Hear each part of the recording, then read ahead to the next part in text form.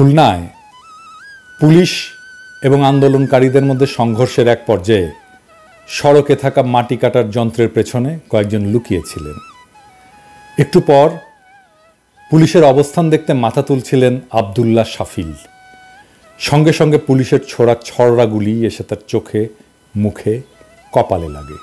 সেই ভয়াবহ অভিজ্ঞতার কথা তুলে ধরে শাফিল বলেন, মনে হচ্ছিল চোখে লাগা ছড়রাটা চোখ চিরে আমার মস্তিষ্কে গিয়ে আঘাত করছে। কিছুই আর দেখতে পাচ্ছিলাম না। খুলনা বিশ্ববিদ্যালয়ের এক বড় ভাই টেনে নিয়ে যায় পাশের নর্দমার মধ্যে। এ ঘটনা ২রা আগস্টের। খুলনা নগরের হরিণটানা থানা এলাকায় পুলিশের সঙ্গে সংঘর্ষে চোখসহ শরীরের বিভিন্ন জায়গায় গুলিবিদ্ধ হন শাফিল। তাকে উদ্ধার করে খুলনা মেডিকেল বিশ্ববিদ্যালয় সহ কয়েকটি হাসপাতালে নেওয়া হয়। এরপর খুলনা, ঢাকায় একাধিক হাসপাতালে চিকিৎসা নিয়েছেন তিনি, কিন্তু এখনও বাঁ চোখে আলো ফেরেনি। ডান চোখে ঝাপসা দেখছেন, যন্ত্রণা তো আছেই। তার বাবা ইউনুস আলীর মাছের ঘেরের ব্যবসা আছে, মা মাসুমা আক্তার গৃহিণী। একমাত্র সন্তানের এমন অবস্থায় তাদের চোখে ঘুম নেই। ছেলেকে নিয়ে হাসপাতালে হাসপাতালে ছুটছেন। শাফিল বলেন, সবাই একটা মুক্তি পেয়েছি, কিন্তু সেই মুক্তির স্বাদ উপভোগ করতে পারছি না। একটাই চাওয়া, দু চোখ ভরে যেন দেখতে পারি, নিজের পড়াশোনার জগতে যেন ফিরতে পারি, আর যে মানসিক ট্রমার মধ্যে সেটা থেকে যেন মুক্তি পাই। শাফিলের শরীরে এখনো 3টা গুলি আছে। সিটি স্ক্যানের তথ্য মতে শাফিলের মাথার পেছনের অংশে, কপালের বাঁ পাশে এবং বাঁ চোখের ভেতরে গুলি আছে। চিকিৎসকরা লিখছেন, বাঁ চোখের রেটিনা ছুটে আসছে, ভেতরে রক্তপাত আছে।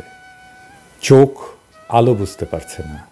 এর জন্য অস্ত্রোপচারের পর দৃষ্টি কতটুকু ফিরবে বলা যাচ্ছে না। খুলনার দারুল কুরআন সিদ্দিকিয়া কামিল মাদ্রাসা থেকে দাখিল, খুলনা পাবলিক কলেজ থেকে এইচএসসি পাশ করে একটা বিশ্ববিদ্যালয়ে ভর্তি হয়েছিলেন শাফিল। কয়েক মাস পরে ভর্তি বাতিল করে বিদেশে যাওয়ার প্রস্তুতি নিচ্ছিলেন। শাফিলের টেবিল জুড়ে বিজ্ঞান আর IELTS এর প্রস্তুতির বই। দেশের বাইরে গিয়ে নিউক্লিয়ার বিজ্ঞান নিয়ে পড়ার খুব ইচ্ছা ছিল তার। চোখে গুলি লাগার পর খুলনার Northern university of business and টেকনোলজিতে তড়িৎ ও ইলেকট্রনিক কৌশল বিভাগে ভর্তি হয়েছেন। শাফিল লিখেছে, for a happy nation I have lost my vision. আজ কারো সময় নেই ছেলেটার জন্য। সে জেনেছে বিদেশে গেলে চোখটা হয়তো বেঁচে যাবে। কারো সময় হয়নি ছেলেটার 50 লক্ষ থেকে 1 কোটি টাকার একটা সংস্থান করে দেওয়ার। কারোই হয়নি। আপনারা রাষ্ট্র সংস্কার করবেন, কিচ্ছু করতে পারবেন না। মিছেমিছি কেন বাগাড়ম্বর করেন? বিপ্লবের একজন সৈনিকের সুচিকিৎসার দায় নিতে পারেন না আপনি? কোন রাষ্ট্র সংস্কার করবেন? আগে তো মানুষ, তারপরে রাষ্ট্র। 50 লক্ষ টাকা কি অনেক কিছু? শাফিল লিখেছে, পাপ কি আমার এটাই ছিল যে আমি আবু সাইদের মতো শহীদ হতে পারিনি? এজন্যই চোখ ফুঁড়ে অক্ষিগোলকে গেঁথে যাওয়া বুলেট নিয়ে ভুগতে হচ্ছে আজ 15 দিন। পাপ তো তাহলে ওই পিশাচের, যে আসল বুলেট না মেরে লেডের ছড়রা বুলেট মেরেছে। ব্রেন ফুটো হয়ে যেত, আর ডক্টর ইউনুস সহ সকলে আমার পরিবারের পাশে দাঁড়াতো, আর আমিও বেঁচে যেতাম এ এক চোখা পৃথিবী থেকে। প্রফেসর ইউনুস, আপনি কি শুনছেন আমাদের এই সন্তানের কথা? আপনাকে কি কেউ বলেছে মাত্র কয়েকটা টাকার জন্য ওর দৃষ্টিশক্তি অন্ধ হয়ে যাবে?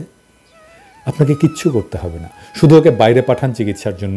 যা টাকা লাগে আমরা প্রবাসীরা তুলে দেব, কথা দিলাম। ওর দৃষ্টি ফিরে এলে আমরা একসাথে স্লোগান তুলব, স্বাধীন বাংলাদেশে ইনকিলাব জিন্দাবাদ।